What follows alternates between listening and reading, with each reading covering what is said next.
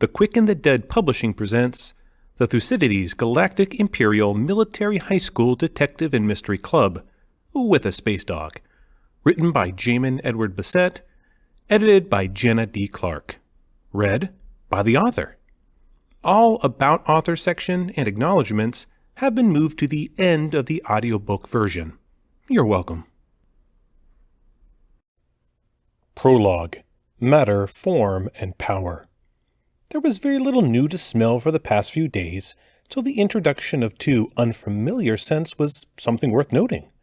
With snaws lifted into the air and gently sniffing out the new discovery, a most noble of earth beast moved to the front of his cage.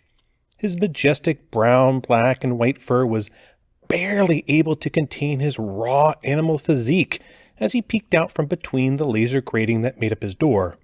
This wonderful creature had once been overwhelmed with new sights, sounds, and smells when he was first brought to the lab a few months prior, but now all of the school's chemistry equipment, various unique alien species of the faculty, and their questionable choices in food for their sack lunches had all become old hat. Even old hats were now a familiar scent that our furry friend was more than used to. However, now was the opportunity for new sensations. The prospect was intriguing. After all, who doesn't like to try new things every now and then? Change is great. Well, most change. I guess pennies are actually the worst and are only really useful as sacrifices to children's equally worthless piggy banks.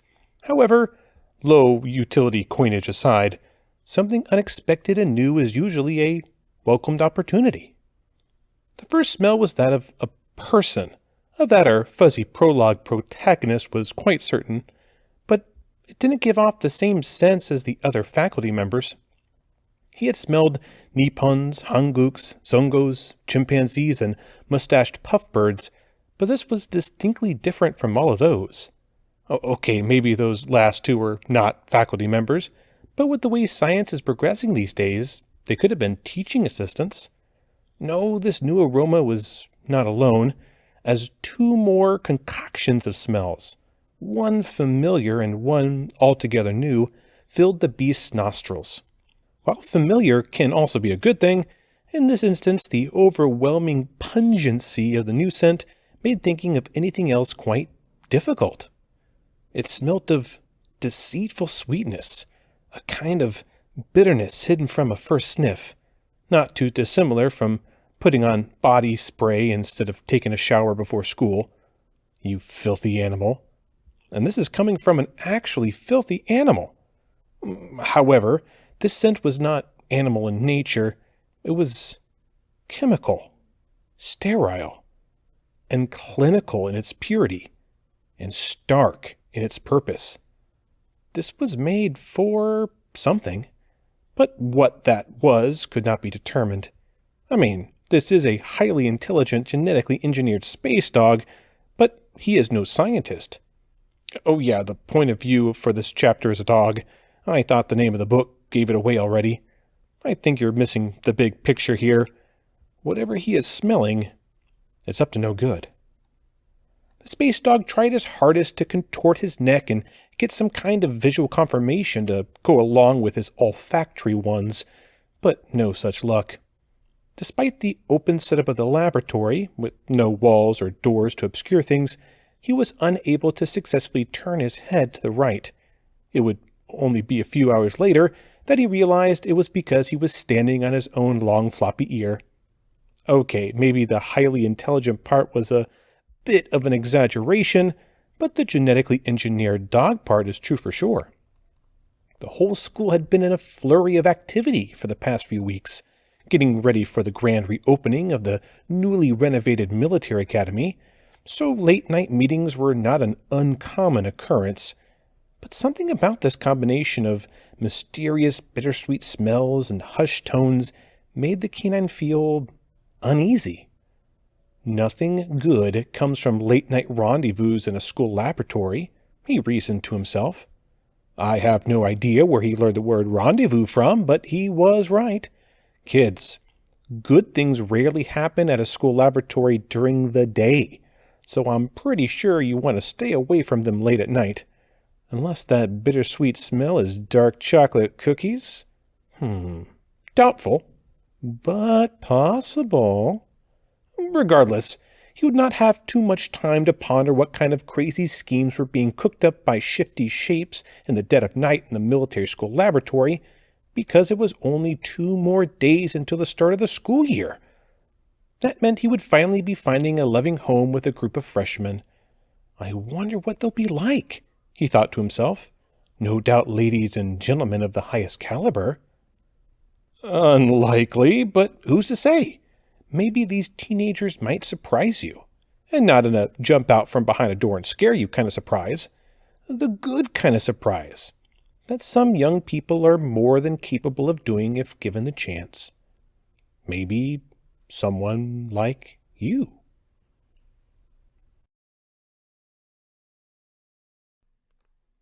Chapter 1. Fear of Things Invisible. He considered himself, above most things, as a gentleman.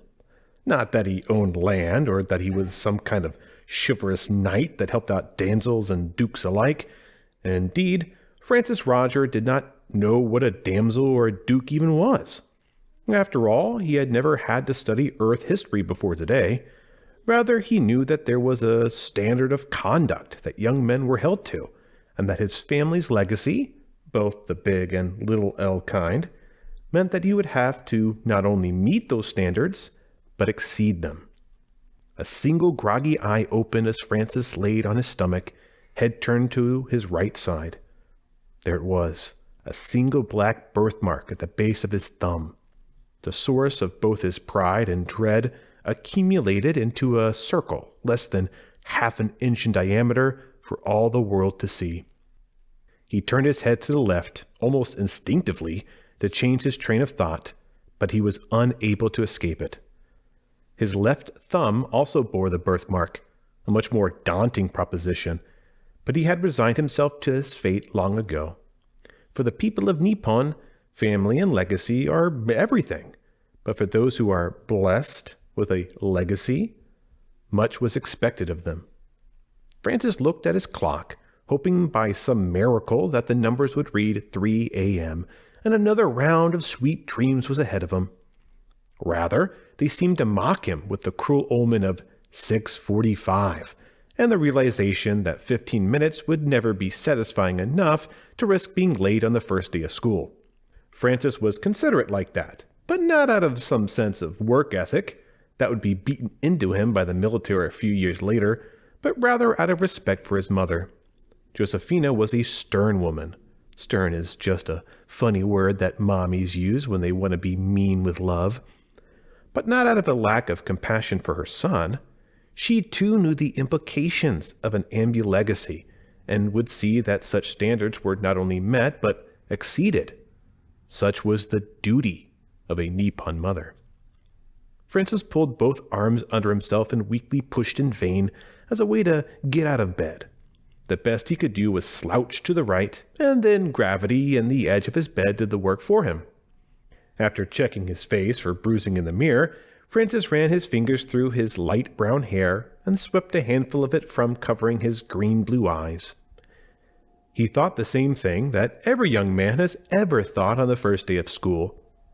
Could I get away with not taking a shower and not have anyone notice? The answer was no, and will always be no, but it had to be asked. Francis was never the first to be awake, so it was of little surprise that the bathroom was occupied by his mother. Rather than knock on the door and receive the "just a minute" response that he knew was coming, he decided to quickly make morning tea for his mother and himself. While originating from Earth, it had become fairly common to put dried leaves in hot water and pretend that it tasted good for many Imperial citizens lately. A way of being polite to other cultures, even if it caused you to lie ever so slightly. At least that's how Francis rationalized it to himself. Just regular non-leaf water was his preferred beverage of choice on a school morning, but he was starting high school now and needed a gross grown-up drink to symbolize it. When his mother came out of the bathroom, Francis quickly stood up and offered her a good morning bow of respect. she offered her own silent bow in response. Without any words exchanged between the two, Francis handed her the fresh cup of tea, along with a file containing the completed science homework that she had given him the day before. Still silent, he abruptly turned around and quickly hurried to the bathroom for his own shower. This had become a bit of a routine for the last few years, silence and all, as it became clear that Francis would be expected to no longer be treated as a child, but as a grown man. Children need cheery good mornings and "Did you sleep well?" or two to start off their day right, but adults like to pretend that they only need tea, work, and silent bows to accomplish the same thing. It was not true, of course, but part of being an adult is figuring that out years later when you have your own kids. Freshly showered, Francis stared intently into the bathroom mirror as he had one final decision to make. He looked down at the metal razor that sat at the sink, slightly to the left of his face wash. He had tried to use it a few times now, but always ended up looking like a first-time cat owner. Most young men do not have to learn how to shave, but rather are shown how by some prominent male figure. Francis had no such luxury. He picked it up, as if only to psych himself up for it, before quickly placing it back down. No, not today.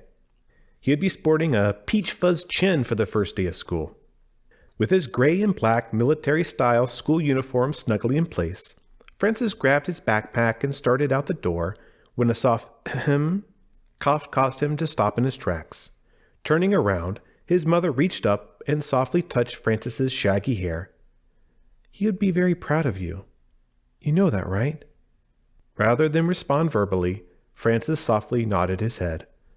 A weak smile appeared on his mother's face before Francis also smiled reflexively. "I like your peach fuzz. Very manly." While he did not appreciate it at the time, in later years, Francis would recall how much his mother's attempt at humor meant to him. He bent his head down so that it was easier for his mother to give him a kiss on the cheek before putting on his cadet cap and walking out the door. He did not feel particularly manly, but what gentleman does?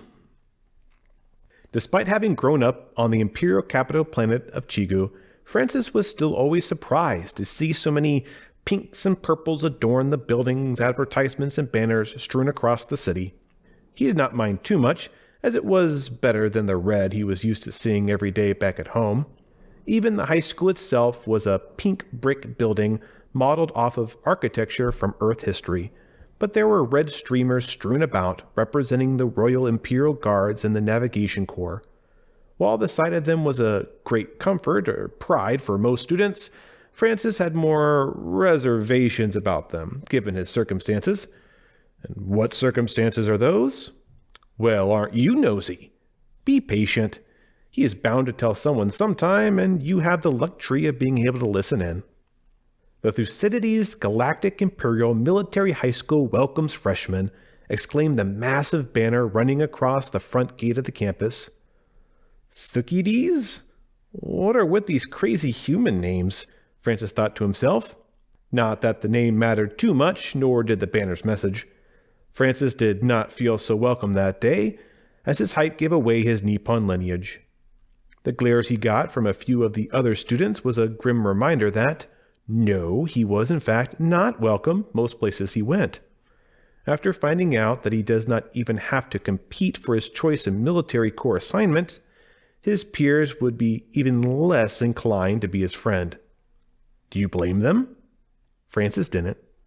A quick glance at his palm computer showed that room 431 would be his homeroom. Just my luck, he thought to himself. Up 3 flights of stairs every single morning? Despite his fairly lanky appearance, Francis was not the athletic type. But then again, who is at this age? Well, maybe you are. Good for you. Sitting down in the back of the classroom, Francis was pleasantly surprised to see an equally lanky figure standing behind the podium and writing out the usual "Welcome Freshman" greeting on his screen. While, by the look of his military rank, maybe an old Nippon military colonel would offer a more welcoming environment. As you likely have already heard, came the gruff voice of a man who sounded like he literally ate bullets for breakfast. We are welcoming the first post-cycle of integration humans into the classroom." All eyes, to include Francis's, began looking around the room. He quickly settled on a small, mousy-looking girl with short brown hair and glasses. Only a human would be hipster enough to wear fake glasses 1,000 years after everyone else stopped using them, he reasoned. What a jerk. I mean, he was right, but that was still a mean thing to say. Think. You know what I mean. As such, we'll be breaking into work groups to help better integrate our newest Imperial species into the fold. It was very uncommon for officers to still have facial hair, regardless of species, but the obviously well-worn officer sported a rather impressive mustache and pointed beard that he now began to stroke. Looking over the curriculum for the first term, it seems a much greater emphasis will be placed on Earth history.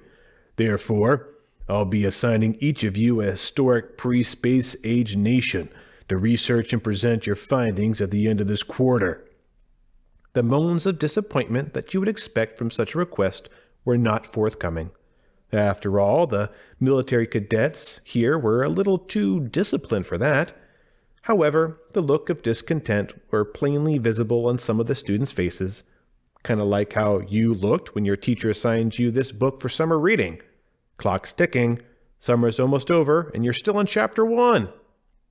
Listen for your name, country assignment, and group number. I will not repeat myself. Francis had little expectation as to which group he would end up with. Most of his classmates likely already did not like him, and he had next to no knowledge of Earth history. As long as there is at least one pretty girl, I'll be happy, he optimistically lied to himself. Rogers, Japan, Group 4. Francis immediately acknowledged the command by springing to his feet. Congratulations, Ambi-Legacy, the colonel said, without even looking up from his computer screen. You're the team leader. Francis silently nodded his head in much the same way he had become accustomed to the past few years with his mother. He quickly moved to the table marked for Group 4 and sat down. Being the first to the table, Francis used the opportunity to check out his hair on his palm computer screen. Who knows? Maybe that one pretty girl was on her way now. Blake, the Republic of Korea, Group 4. Francis turned his head to see a flash of reddish-orange break up the gray cadet's uniform of a figure moving up from their chair. Her long orange-red hair accented her fairer-than-normal skin tone. She was pretty. Pretty uninterested in a guy like Francis. Am I right, my fellow teenagers? High five. After a very slight bow, Nichol Blake sat down next to Francis, her green eyes meeting his for only a brief second. Great, Francis thought as a wave of disappointment washed over his body like an alarm clock that read 6:45. She's pretty, but a Hanguk girl. For reasons that are a little too complicated to go into right at the moment, this was not an ideal situation. Let's just say that out of all the major species that made up the Uju Empire, the Hanguk have the greatest reason to hate the Nippon people. It is nice to meet you, Francis muttered weakly. I'm Cadet Francis Rogers. I heard when Nicole Mack called your name, she responded, matter-of-factly. I am Nichol Blake. I hope we have a productive first term together. Colonel Mack? Francis inquired to himself. Glancing back at the instructor, he could see the name tape that read a fairly long and difficult string of letters that must make up his name. Despite both being Nippon people, the name did not ring any bells that he could remember. More like alphabet soup than a name, it looked like someone dropped a Scrabble game onto a birth certificate and called it a day. Mac is his chosen nomenclature. He's an old friend of my mom's. Nichole's answer was once again very quick and precise, if a bit standoffish. Francis was not one to complain, as their conversation had already gone much better than anticipated. Dinkley, the Democratic People's Republic of Korea, Group 4. Before Francis had the opportunity to turn around and see who the instructor called, Nichol continued.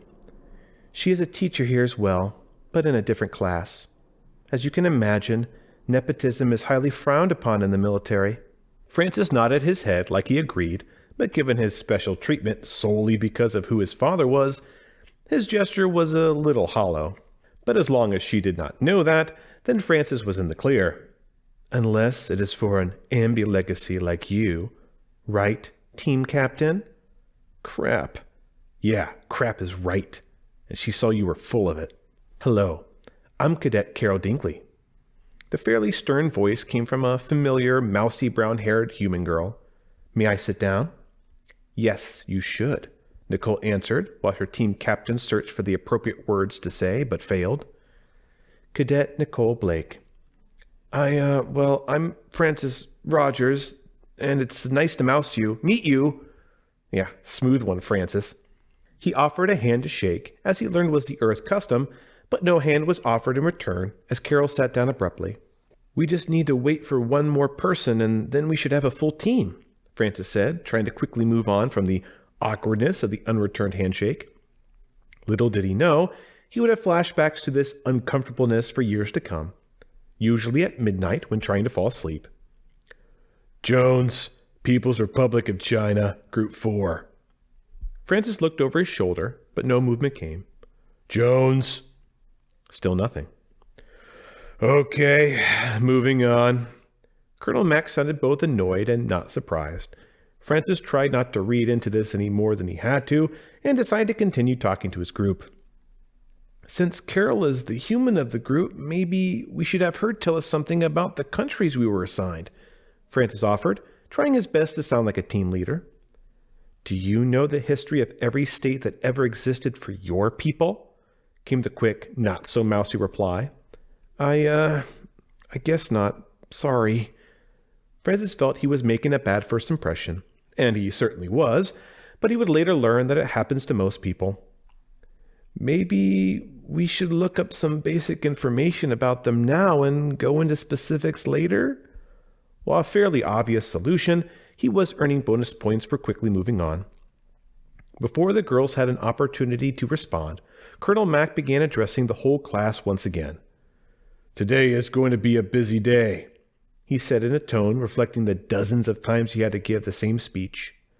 First, I'm going to hand out a list of questions you'll need to answer as a group after researching your country. He began tossing out slips of translucent material used as a backing sheet for sticker-like data transfer packs. It was a common way for older teachers to put information on each student's Palm computer without knowing their personal address ID numbers. Ether slides, a method of swiping a data file and having it passed out to nearby Palm computers, had been around for a few years now, but the colonel must have been too old school to want to use it. Or that is how Francis justified it to himself.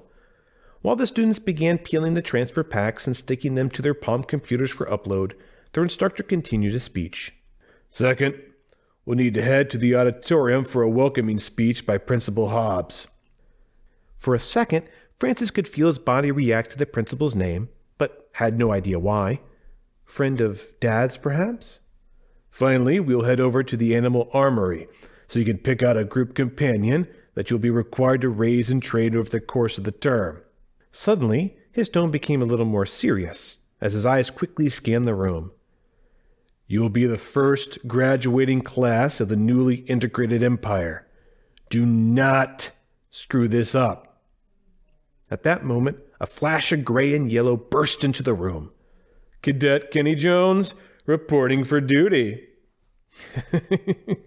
He said duty, but it sounds like duty. This joke only works if you're hearing it, not reading it, okay? So you're welcome, audiobook listeners. With his characteristically late entrance, Kenny would make the final member of our unlikely group of future detectives. Well, there is one more fifth member, but you'll have to wait just a little while longer to meet SD. Unlike Kenny, he's worth the wait.